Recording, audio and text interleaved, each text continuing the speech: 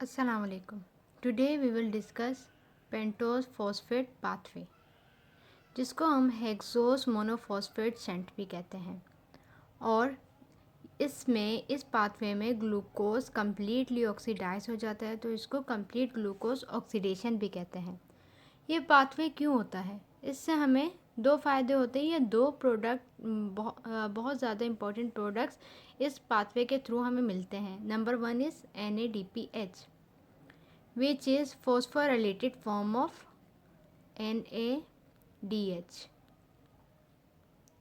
और ये क्या था? ये एक एनर्जी रिलीजिंग मॉलिक्यूल था हमारे पास, जो कि एनर्जी प्रोवाइड करता है। और NADPH के बहुत सारे यूजेस हैं। ये ग्लूटाथायोन रिडक्शन में हेल्प करता है, और ग्लूटाथायोन रिडक्टेज क्या करता है? वो फ्री रेडिकल डिटॉक्सिफिकेशन करवाता है, यानी टॉक्सिक कंपाउंड्स बॉडी से रिमूव करवाएगा और या तो उनकी ब्रेक डाउन करवाएगा। और फैटी एसिड साइंथेसिस करवाएगा NADPH, कोलेस्ट्रॉल बायोसाइंथेसिस करवाएगा, न्यूक्लियोटाइड बायोसाइंथेसिस करवाएगा, फॉर एग्जांपल RNA, DNA, और न्यूरोट्रांसमीटर बायोसाइंथेसिस। और दूसरे जो इसका मेन फंक्शन है, इसके प्रोडक्शन ऑफ राइबोस 5 फॉस्फेट, ये भी कहा जाएगा न्यूक्लियोटाइड के साइंथेसिस में, और डिफरेंट सेल्स की मेटाबॉलिज्म में यूज़ होगा। साइट pentose phosphate pathway basically all cells के साइटोप्लाज्म में होगा, except the cells of muscles and non lactating mammary gland which are having low activity. The pentose pathway is a shunt. Why we are calling it a shunt? Because ये जो begin कैसे होती है? ये pathway begin होती है glucose 6 phosphate से, which is glycolytic intermediate glucose 6 phosphate. और फिर ये ग्लूकोज 6 फॉस्फेट की आगे फर्दर 2-3 स्टेप्स के बाद जो हमें प्रोडक्ट्स मिलना शुरू होते हैं, वो उनमें से एक है ग्लाइसरल्डिहाइड 3 फॉस्फेट, एंड देन सबसे लास्ट में एक हमें प्रोडक्ट मिलता है इस साइकिल में, फ्रुक्टोज 6 फॉस्फेट। और ये दोनों जाके रीजॉइन कर लेते हैं ग्लाइकोलाइसिस को। तो इसीलिए हम इसको क्या बोलते हैं? शंट, पेंटोज पाथवे शंट, या HMP shunt, hexose monophosphate shunt. Now I am reading it. It reconnects with glycolysis because two of the end products of the pentose pathway are glyceraldehyde 3 phosphate and fructose 6 phosphate, two intermediate further down in the glycolytic pathway. It is for this reason that the pentose pathway is often referred to as a shunt. किसकी वजह से shunt कह रहे हैं इसको? क्योंकि इसके जो दो हमारे पास इंटरमीडिएट प्रोडक्ट्स मिल रहे हैं, जो कि ग्लाइसरल्डिहाइड 3 फॉस्फेट और फ्रुक्टोज 6 फॉस्फेट है, वो जाके रीजॉइन कर सकते हैं ग्लाइकोलाइसिस के पाथवे को। This pathway is consist of 2 phases.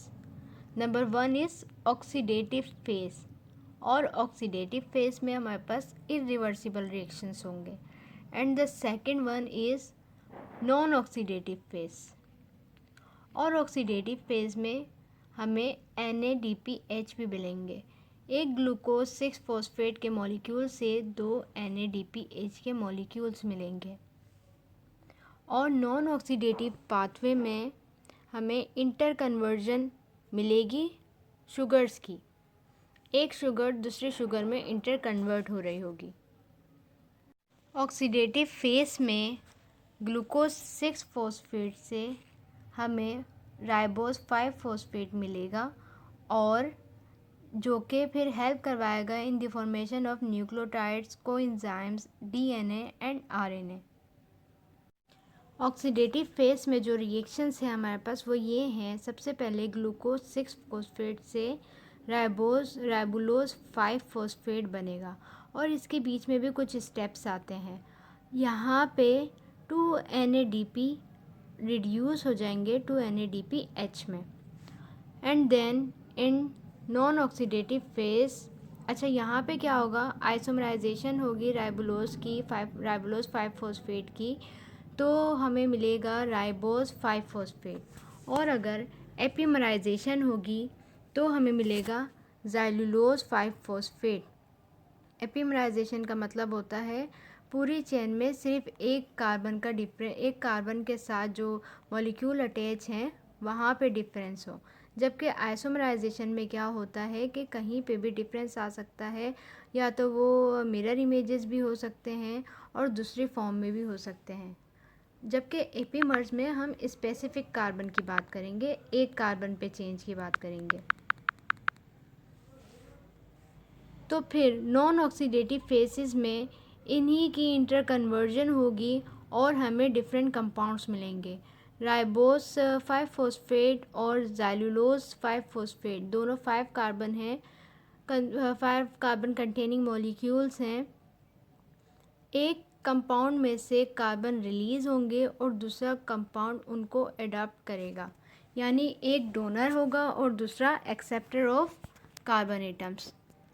तो राइबोस 5 फॉस्फेट में 2 कार्बन एटम्स यहाँ ज़ाइलुलोज से आकर अटैच होंगे और ये बन जाएगा सीडोहेप्ट्यूलोज 7 phosphate which is 7 carbon containing molecule.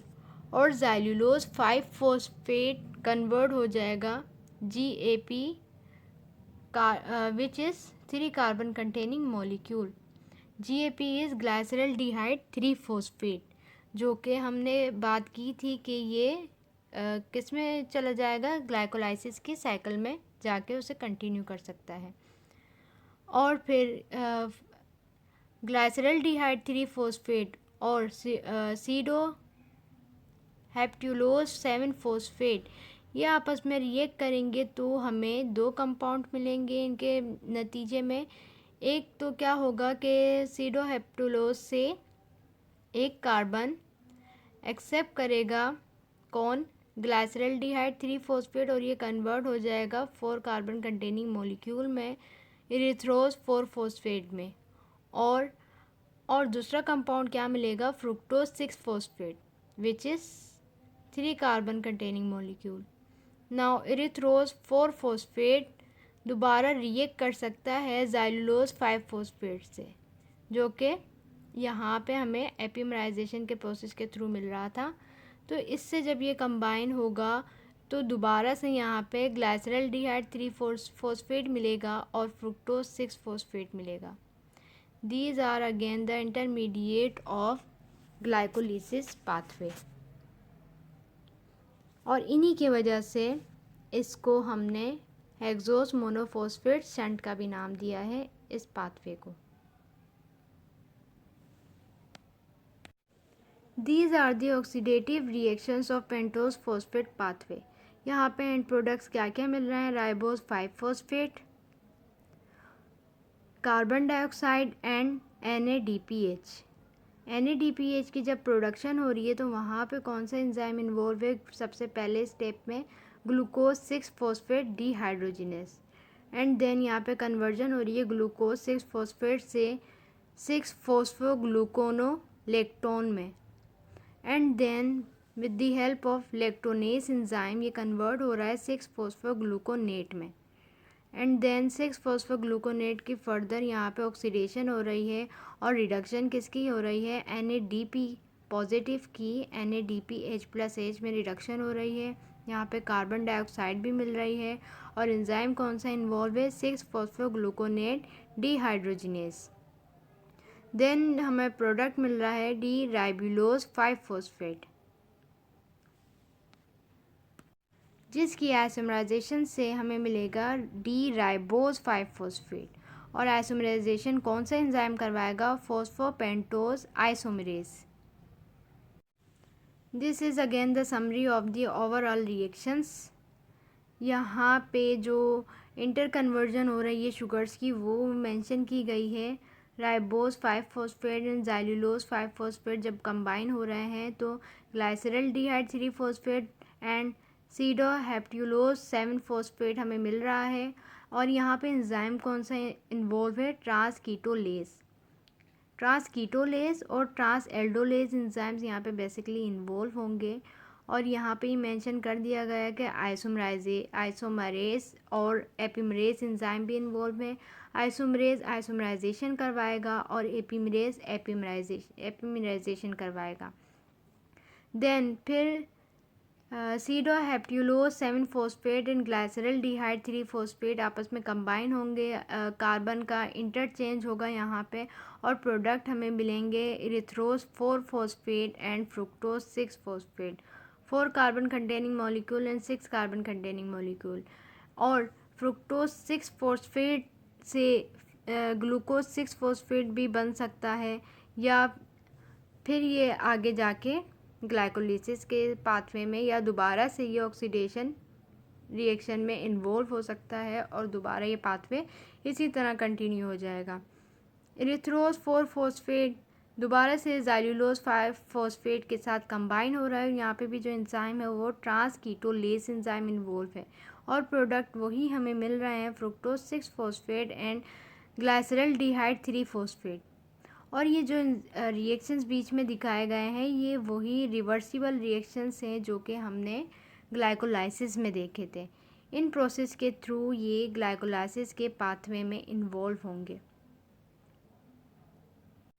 Fructose 6 phosphate and glucose 6 phosphates are isomers. तो यहाँ पे इनके कन्वर्जन के लिए कौन सा एंजाइम आएगा? फॉस्फोहेक्सोस आइसोमरेज। जब हमारे पास ट्रांस कीटोलेज एंजाइम इन्वॉल्व होगा तो वो क्या करवाएगा? 2 कार्बन एटम्स का ट्रांसफ़र करवाएगा।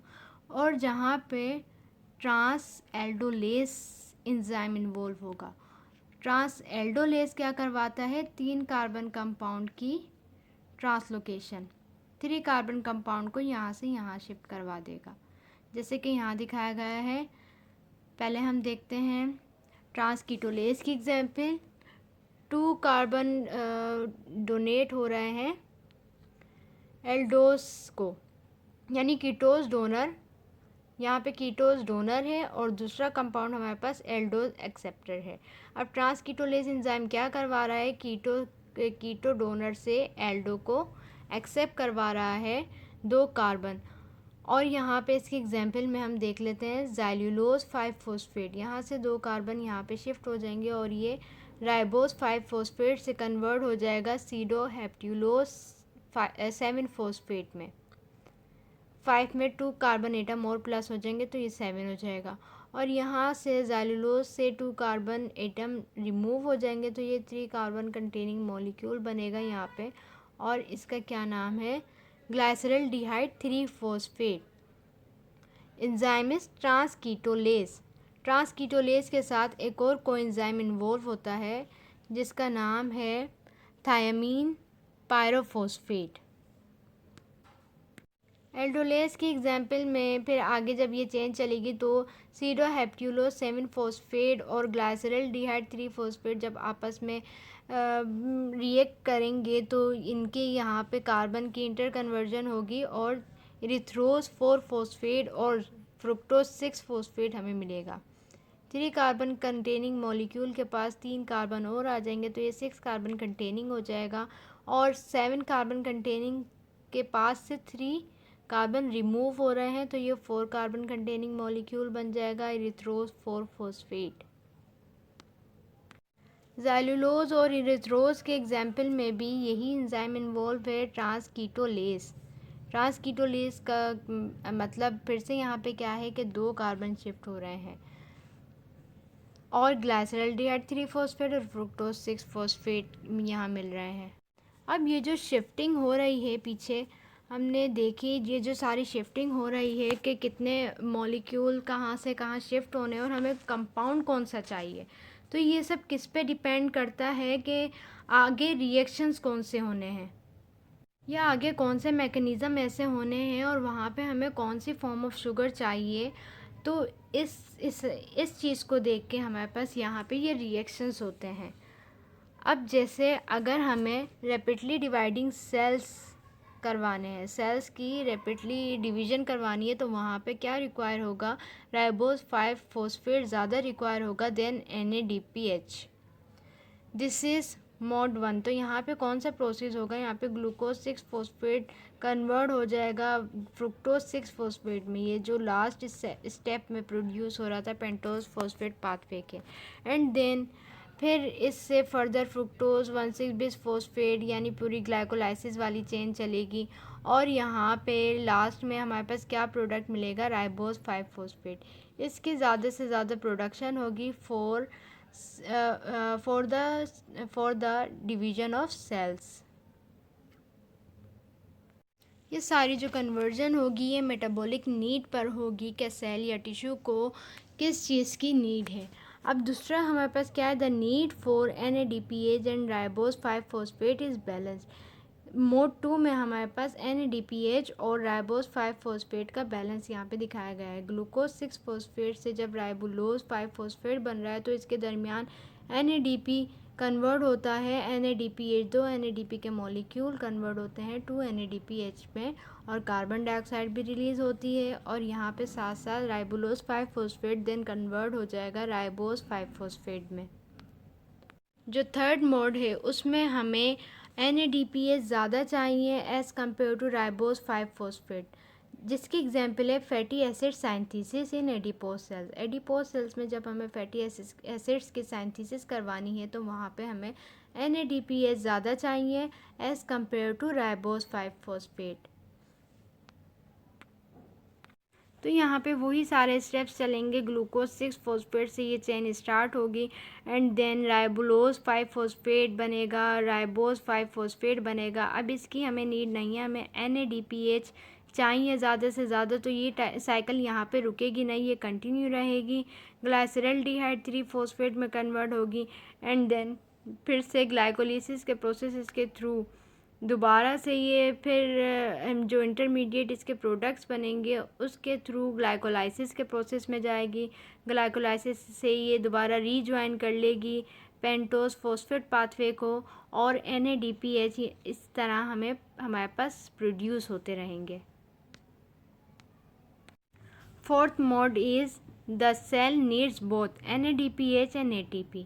अब फोर्थ मोड में हमें क्या चाहिए, NADPH भी चाहिए और ATP भी चाहिए। तो यहाँ पे क्या होगा, ग्लूकोज 6 फॉस्फेट से NADPH मिलेंगे हमें, और कन्वर्जन होगी ग्लूकोज 6 फॉस्फेट की into ribulose 5 phosphate, and then ribose 5 phosphate, then glyceraldehyde 3 phosphate, और ये ग्लाइकोलाइसिस के प्रोसेस में जाएगा और वहाँ से ATP की प्रोडक्शन करवाएगा। और वहाँ पे हमारे पास ग्लाइकोलिसिस में क्या एंड प्रोडक्ट मिल रहा था, पायरुवेट, और ये इसकी इंटर कन्वर्जन भी हो सकती है। ये भी ग्लाइकोलाइसिस का पाथवे ही दिखाया गया है। ग्लाइकोलाइसिस के पाथवे के बाद दोबारा से वही साइकिल कंटिन्यू हो रही है, और जब तक नीड है NADPH की और ATP की तो ये साइकिल कंटिन्यू रहेगी, इसी तरह चलती रहेगी, और NADPH भी और ATP भी प्रोड्यूस होते रहेंगे हमारे पास। Some pathways required NADPH, so these are synthesis pathways, which is fatty acid biosynthesis, जो कि मैंने स्टार्टिंग में भी बताया ये सारे प्रोसेसेस, कोलेस्ट्रॉल बायोसाइंथेसिस, न्यूरोट्रांसमीटर बायोसाइंथेसिस, न्यूक्लियोटाइड बायोसाइंथेसिस, और कुछ डिटॉक्सिफिकेशन के प्रोसेसेस में भी हमें NADPH की नीड होती है, जैसे reduction of oxidise glutathione, cytochrome P450 monooxygenase. These are the some examples of tissues जिसमें पेंटोज फॉस्फेट पाथवे बहुत एक्टिवली होता रहता है। These are adrenal gland for steroid synthesis, liver for fatty acid and cholesterol synthesis, testes steroid synthesis, adipose tissues fatty acid synthesis, ovary में steroid synthesis, mammary glands fatty acid synthesis, red blood cells maintenance of reduced glutathione। ये वो main tissues हैं जहाँ पे ज़्यादातर pentose phosphate pathway होता है for the synthesis of these molecule, steroids, cholesterol synthesis and maintenance of glutathione. This is the example of how the detoxification occurs. यहाँ पे सबसे पहले तो क्या होता है कि ऑक्सीजन जब अपने फ्री रेडिकल में चेंज हो जाता है सुपर ऑक्साइड रेडिकल में, तो ये बॉडी के लिए बहुत ज़्यादा नुकसानदायक है, इसको इस फॉर्म में नहीं रहना। अब इसको हमें चेंज करना है, तो यहाँ पे कौन से एंजाइम इन्वॉल्व होते हैं? ग्लूटाथायोन पर ऑक्सीडेजेस और ग्लूटाथायोन रिडक्टेज एंजाइम्स। और ये क्या करवाते हैं? पहले तो हमारे पास जो ऑक्सीजन है, और ऑक्सीजन कैसे प्रोड्यूस हो रही है? माइटोकॉन्ड्रियल रेस्पिरेशन के प्रोसेसेस के through, ionizing radiation, sulphur drugs, herbicides, anti malarials और डिविसेंस के थ्रू ये ऑक्सीजन कन्वर्ट हो जाती है सुपर ऑक्साइड रेडिकल में। अब ये हमारे बॉडी को नहीं चाहिए, इसकी हमें रिमूवल करवानी है। तो पहले तो इसकी कन्वर्जन होती है हाइड्रोजन परऑक्साइड में, फिर हाइड्रोजन परऑक्साइड को वाटर मॉलिक्यूल में कन्वर्ट कर दिया जाता है, जो कि बॉडी के लिए सेफ़र है। और वो कौन सा एंजाइम करवाएगा? Glutathione peroxidase. और H2O2 यानी hydrogen peroxide hydroxyl free radical में भी चेंज हो जाता है, और इसको फिर हम क्या करवाते हैं? ऑक्सीडेटिव, ये क्या करवाता है? ऑक्सीडेटिव डैमेज करवा देता है to lipid protein and DNA, तो इसको भी रिमूव करवाना होता है। और इसको भी कौन रोकता है? ग्लूटाथायोन परऑक्सीडेसेस एंजाइम्स, इसको भी यहाँ से रोकते हैं, और इसकी भी कन्वर्जन करवा देंगे किसी सेफर मॉलिक्यूल में। अब यहाँ पे ये मेंशन किया गया है कि ग्लूटाथायोन रिडक्टेज को के लिए क्या चाहिए? NADPH चाहिए हमें, जो कहाँ से आएगा? पेंटोज फॉस्फेट पाथवे के थ्रू आएगा।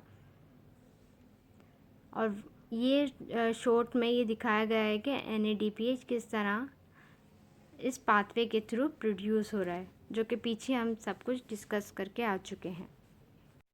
अब हमारी वर्ल्ड के अंदर कुछ पॉपुलेशंस ऐसी हैं जिनकी जीन में या DNA में म्यूटेशंस हो जाती हैं, और जिसकी वजह से डेफिशिएंसी हो जाती है ग्लूकोज 6 फॉस्फेट डिहाइड्रोजिनेज एंजाइम की, और इसकी वजह से इम्पेयरमेंट हो जाती है NADPH की प्रोडक्शन में।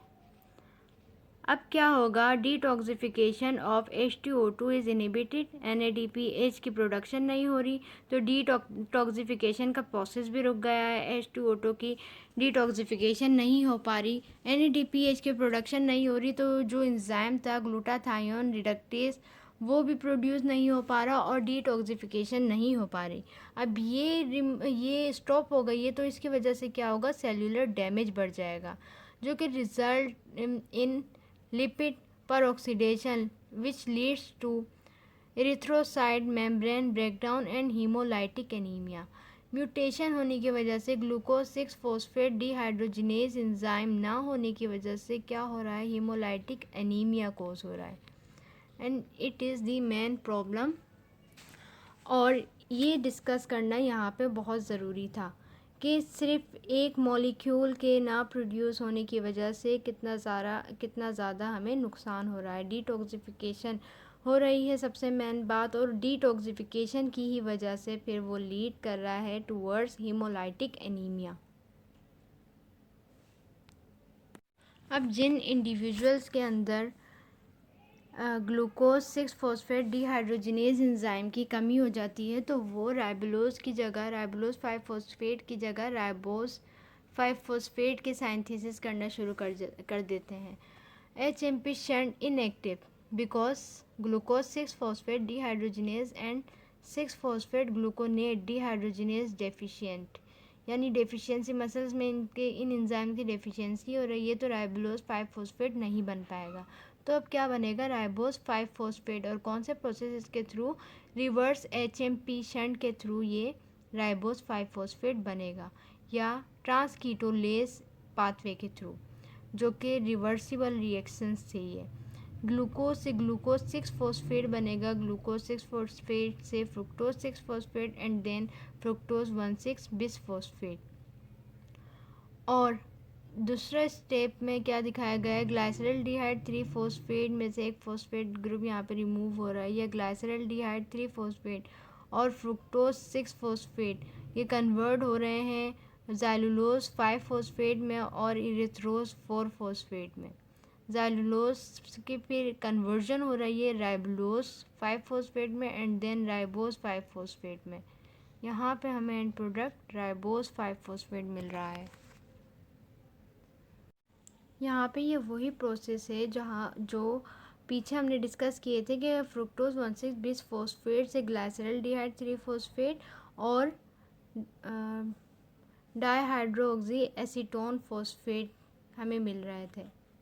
एंड देन फिर ये साइकिल इसी तरह कंटिन्यू है जैसे पहले पूरी डिस्कस की थी, और एंड प्रोडक्ट क्या मिल रहा है, ribose five phosphate. So this is all about pentose phosphate pathway. उम्मीद है कि आपको ये वीडियो लेक्चर समझ आया होगा।